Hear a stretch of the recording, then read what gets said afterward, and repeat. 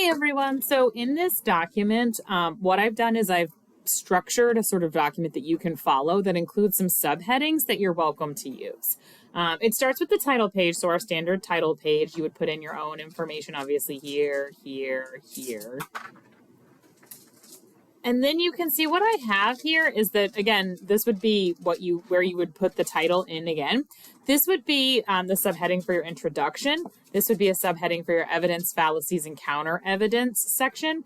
This would be a subheading for your language use, for credibility and bias, and for your conclusion. The way that I've broken these down is along the lines that you will notice are basically outlined in the assignment details. So in the assignment details, if you look back at the assignment details, particularly for the critical evaluation, that final unit 4 critical evaluation, some of the elements that are expected in the paper are an evaluation of the author's evidence, an evaluation of the author's language use, and an evaluation of the credibility and bias of the author and the source.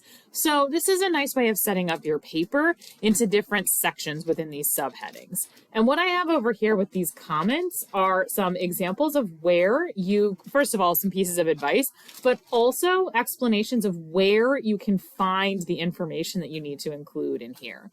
And then these sections right here, these little points along here, are just suggestions for paragraphs that you can include in these sections. You may decide that you don't want to talk about fallacies. I'm going to give you some individual advice on your planners, and I might say, you know, these aren't really very good fallacies, and you might choose to scrap them. You may only want to talk about evidence 1 and 2 and not evidence 3. You can make some choices in here, but these are just ideas for the types of subjects you can include in each body paragraph in these 3 sections. You will need to include in your introduction an introductory paragraph and a summary.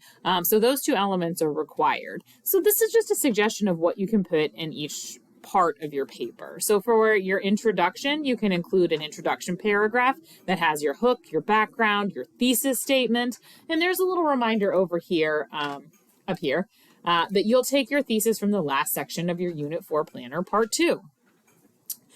Summary, when you look here, this is a reminder that you would use the summary elements portion of your Unit 4 Planner Part 1. I know that you have a couple planners happening and a lot to turn in to a paper, especially because the planner isn't set up exactly like the paper should be. So this document is sort of an explanation of how you could translate the sections of your paper into paragraphs, of your planners into paragraphs in your paper. So you could write in the evidence, fallacies, and counter evidence section, you could write a paragraph for evidence 1, a paragraph for evidence 2, paragraph for evidence 3.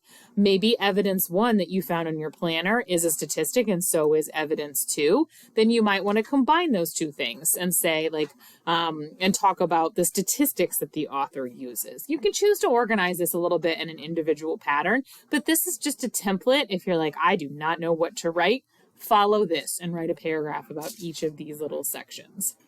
And you can see if you click on things, the comments will pop up.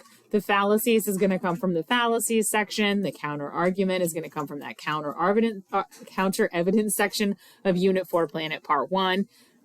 You can see that for the language use paragraph, you're probably only going to have a single paragraph covering that section of Unit 4 Planner Part 2.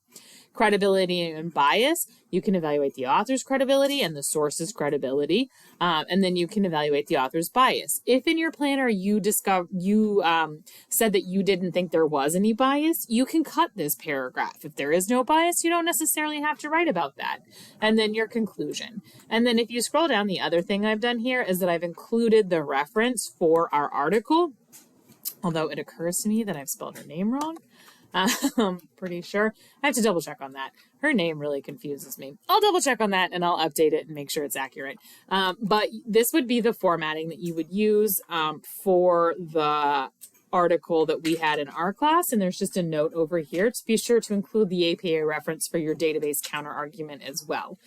And any outside online sources you use to determine the author's credibility. So if you looked up her bio on Reboot or you looked up her bio on like a Wikipedia page, make sure you're including that if you're referencing it in the body of the paper. As far as using this template, you're more than welcome to download this and use this. To get rid of the comments, you would just want to edit and you can delete them.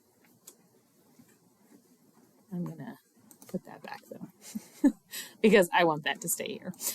So you can go through and get rid of them that way. You can also choose if you want to get rid of them all at the same time. I think you can go to the review with the show comments, and choose to, reject all changes, stop tracking. So I would recommend getting rid of all of these little comments because they're a little bit messy, but they are there to remind you where to find these elements in your paper. So hopefully this document and this video help a little bit when you're constructing your progress check.